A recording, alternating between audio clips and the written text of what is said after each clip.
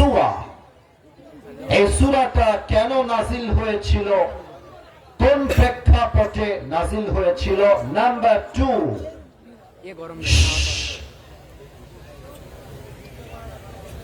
Number 3, what is the translation of this surah? আয়াতের তরজমা কি আপনাকে জানতে হবে, সঠিক Bangla তরজমা। Number 4, what is the explanation of this verses? প্রত্যেকটা আয়াতের ব্যাখ্যা কি, তাফসীর কি, উলামা একরাম কি লিখেছেন, মুফাসসিরিন একরাম কি লিখেছেন, এটা আপনাকে জানতে হবে। And the last one, the fifth one, সর্বশেষ আপনাকে জানতে হবে, what is the lesson that you have got from this surah? এই সূরা আপনি শিক্ষা কি পেয়েছেন, এটা আপনাকে জানতে হবে। এই পাঁচটা বিষয় জানতে পারলে একটা সূরার তাফসীর সম্পন্ন হবে। আসুন আমরা প্রথমে জেনে নেই এই সূরার মূল আলোচ্য বিষয় কি। এই সূরার আলোচ্য বিষয় হচ্ছে about the reality of the day of judgment. কিয়ামতের দিনটা কেমন হবে,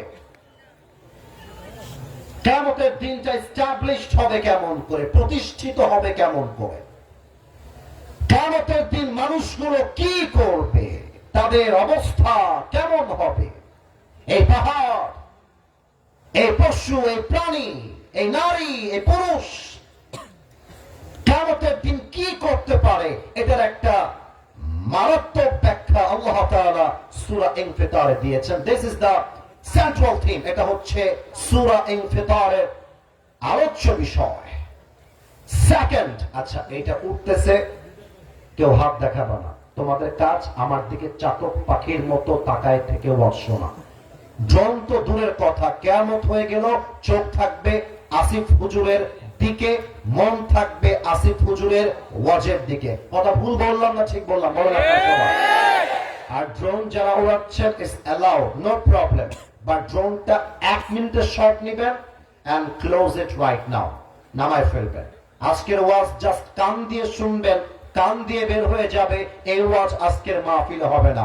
আজকের মাহফিলে সেই ওয়াজ হবে যে ওয়াজের প্রত্যেকটা কথা কলিজায় গিয়ে আঘাত করবে।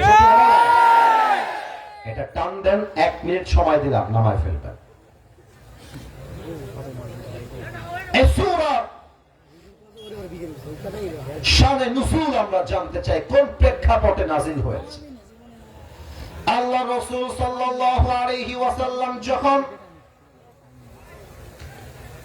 ইসলামের দাওয়াত দেওয়া শুরু করলেন, কালেমার দাওয়াত দেওয়া শুরু করলেন, অনেক কাফের বেঈমান নবীজির দাওয়াতের পরে কালেমা পড়ে মুসলমান হয়ে গেল। কিন্তু অবাক করা বিষয় হলো, মুসলমান হওয়ার পরে, ঈমান আনার পরে অনেক মুসলমানরা পরকালকে ভুলে গেল। অনেক কাফেররা দুনিয়ার প্রতি এমন ভাবে আসক্ত হয়ে গেল, কাফেররা বলতে লাগলো দুনিয়াই হচ্ছে আসল জীবন, আখিরাত বলতে পৃথিবীর দুনিয়ার পরে আর কিছু নাই, ডু ফুর্তি, নো টেনশন, যা মন চায় করো, কবর বলতে কিছু নেই, আখিরাত বলতে কিছু নেই। আপনারা তো নাউজুবিল্লাহ বলতে পারলেন না সবাই, আর একটু জোরে বলেন সবাই মিলে নাউজুবিল্লাহ। আচ্ছা, এবার আপনাদের কাছে আমার ঈমানি প্রশ্ন, it's related with your faith, এটা আপনার ঈমানের কথা। উত্তর আগে আসতে দিয়েছেন, নট এ বিগ ডিল, হতেই পারে উত্তর আসতে দিতেই পারে, not a big deal. Since it's a question of faith, যেহেতু এটা ঈমানের প্রশ্ন, অতএব একটা মুরব্বী কিংবা একটা যুবক কিংবা মা কিংবা বোন, কারো জবান যেন এই প্রশ্নের উত্তরে অফ না থাকে। You have to open your mouth, কথা বলতে হবে। বলেন তো, এই জীবনের পরে আরেকটা জীবন যে আছে, 3.5 হাত মাটির কবরে যে আমাকে যেতে হবে, ঢুকতে হবে, আল্লাহর সামনে যে বিচারের কাঠ করে আমাকে দাঁড়িয়ে হিসাব দিতে হবে, এর উপরে আমাদের সকলের বিশ্বাস তথা ঈমান আছে না নাই? আগে বলেছি ঈমানের প্রশ্ন, বলেন সবাই আছে না নাই? এবার একটা উত্তর দেন, বলেন তো যে জীবনে এখন আমরা আছি এটা হচ্ছে ইহকাল, the life of this world, দুনিয়ার জীবন। এরপরে যে লাইফে আমরা এন্ট্রি নিব, that is called life of hereafter, পরকালের জীবন। বগুড়ার সোলপলের গলার জোর কেমন, মেধা কেমন, এই প্রশ্নের উত্তরেই প্রমাণ হয়ে যাবে। বলেন তো, দুনিয়ার জীবন কি বেশি লম্বা হবে না আখিরাতের জীবন বেশি লম্বা হবে?